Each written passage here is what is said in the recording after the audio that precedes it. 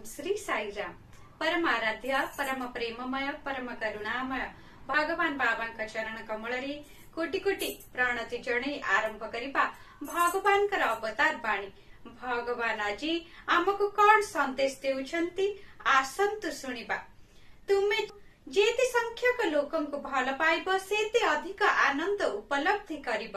दिव्यत्व सबु जीव भितरे समान भावरे रहिछि बोली दृढ़ आस्था रख।